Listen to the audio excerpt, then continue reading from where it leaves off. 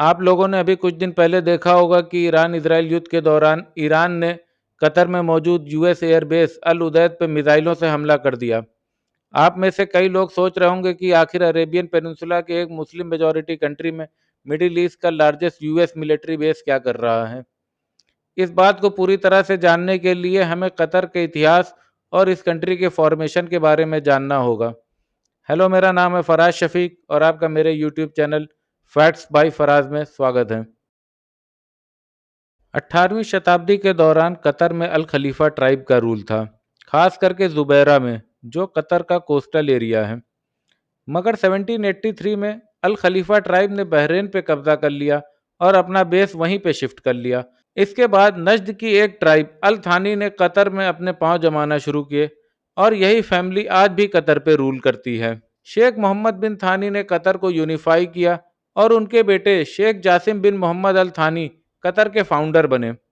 18वीं और 19वीं शताब्दी में कतर अल खलीफा फैमिली, अल सौद फैमिली, ओटोमन और ब्रिटिश एम्पायर के बीच एक पावर स्ट्रगल में जूझ रहा था। और ऐसे में 1867 में अल खलीफा ट्राइब, जिसने अब बहरेन में अपना बेस बना लिया था, कतर पर अटैक कर दिया। इस हमले के दौरान ब्रिटिश ने कतर का साथ दिया और 1868 में शेख मोहम्मद बिन थानी और British political resident colonel Lewis Pelly ने एक ट्रीटी साइन की, जिसमें सबसे अहम बात यह थी कि इस ट्रीटी से कतर को ब्रिटेन द्वारा बहरेन से अलग एक डिस्टिंक्ट पॉलिटिकल एंटिटी के रूप में एक फॉर्मल रिकग्निशन मिल गई। और ब्रिटेन को इस ट्रीटी से यह फायदा था कि वो इससे इंडिया, जो कि उस दौरान ब्रिटिश एम्पायर का हिस्सा था, वहां तक अपना ट्रेड रूट सिक्योर कर सके। इसके अलावा कतर और ब्रिटेन के इस ट्रीटी की वजह से बहरेन और ओटोमन एम्पायर का भी इन्फ्लुएंस अरेबियन पेनिनसुला में कम हो गया। मगर इस दौरान ब्रिटेन बहरेन का भी साथ दे रहा था और कतर को ब्रिटिश प्रोटेक्शन पे पूरा भरोसा नहीं था। इसलिए बहरेन और ब्रिटिश को काउंटर बैलेंस करने के लिए 1871 में शेख जासिम ने ओटोमन को भी कतर में इनवाइट किया। मगर 1890 आते आते कतर और ओटोमन के रिलेशन खराब हो गए, क्योंकि ओटोमन अपना डायरेक्ट कंट्रोल कतर में बढ़ाना चाहते थे।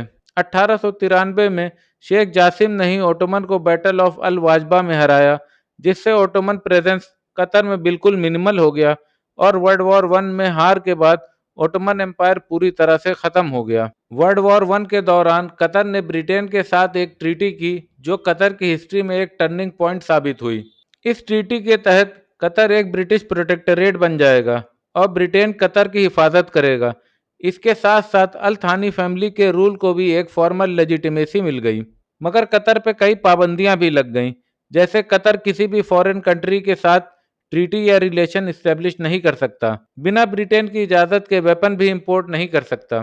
कतर को इस ट्रीटी से डोमेस्टिक ऑटोनॉमी तो मिली, जिससे वो टैक्सेशन और एडमिनिस्ट्रेशन कर सकता था, मगर फॉरेन अफेयर में कतर ब्रिटेन के अधीन हो गया। ब्रिटेन ने इस ट्रीटी से वर्ल्ड वॉर वन के दौरान अपना strategic presence against Ottoman German alliance भी बढ़ा लिया और साथ ही साथ ऑल और ट्रेड रूट पे भी अपना कब्जा मजबूत कर लिया। ब्रिटिश एम्पायर के डिक्लाइन के बाद 1971 में कतर ने ब्रिटेन से आज़ादी पा ली और इसके बाद यूएस का इन्वॉल्वमेंट कतर में शुरू हुआ। 1990 में सद्दाम हुसैन ने कुवैत पे हमला कर दिया था और कतर ने सद्दाम के अगेंस्ट यूएस लेड कोलेशन को ज्वाइन किया।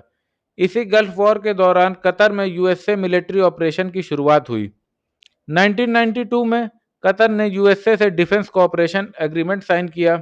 इस ट्रीटी के मुताबिक यूएसए कतर में अपने मिलिट्री इक्विपमेंट रख सकता है और कतर की मिलिट्री फैसिलिटीज को भी एक्सेस कर सकता है। 1996 में कतर ने अपने पैसों से यूएस फोर्सेस के लिए अल उदैद एयरबेस बनवाया। 9/11 अटैक से पहले यूएस का प्रेजेंस कतर में रिलेटिवली लिमिटेड था। 2003 में इराक इन्वेजन के लिए अल उदैद एयरबेस को सेंटकॉम का फॉरवर्ड हेडक्वार्टर बना दिया गया और अल उदैद एयरबेस यूएस द्वारा अफगानिस्तान और इराक में एयर स्ट्राइक के लिए एक लॉन्चिंग पैड बन गया। आज अल उदैद एयरबेस मिडिल ईस्ट में यूएसए का लार्जेस्ट बेस है और कतर वेस्ट एशिया में यूएसए के ऑपरेशन का एक अहम हिस्सा है। ईरान और उसके प्रॉक्सी ग्रुप पे हमले और सर्विलांस के लिए यूएसए इस बेस का लगातार इस्तेमाल करता आया है। दोस्तों, आप ये सोच रहे होंगे कि कतर एक मुस्लिम कंट्री होने के बावजूद भी यूएस की हेल्प क्यों करता है दूसरे मुस्लिम कंट्री पे अटैक करने के लिए। दरअसल सिर्फ कतर नहीं, कुवैत, जॉर्डन जैसे कई अरब और गल्फ स्टेट अपने सर्वाइवल के लिए किसी पावरफुल एम्पायर या कंट्री से प्रोटेक्शन चाहते हैं। आपने देखा ही था कि कैसे कतर पहले ओटोमन, फिर ब्रिटिश और फिर यूएसए से अपनी सिक्योरिटी के लिए रिलेशन बनाता आया है।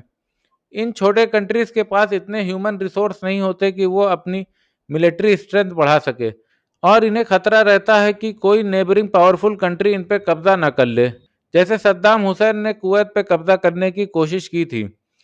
यूएसए और ब्रिटिश एम्पायर जैसे इंपीरियल कंट्रीज के लिए ये कंट्रीज उनकी ग्लोबल प्रेजेंस, स्ट्रेटेजिक और इकोनॉमिक इंटरेस्ट के लिए इंपॉर्टेंट होते हैं, खासकर कि ऑयल की डिस्कवरी के बाद।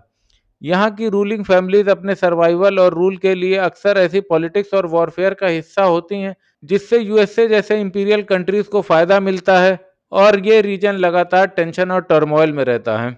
ईरान और यूएसए इसराइल की जंग में भी ये कंट्रीज यूएस इसराइल इन्फ्लुएंस के लिए स्ट्रेटजिकली इंपॉर्टेंट हैं।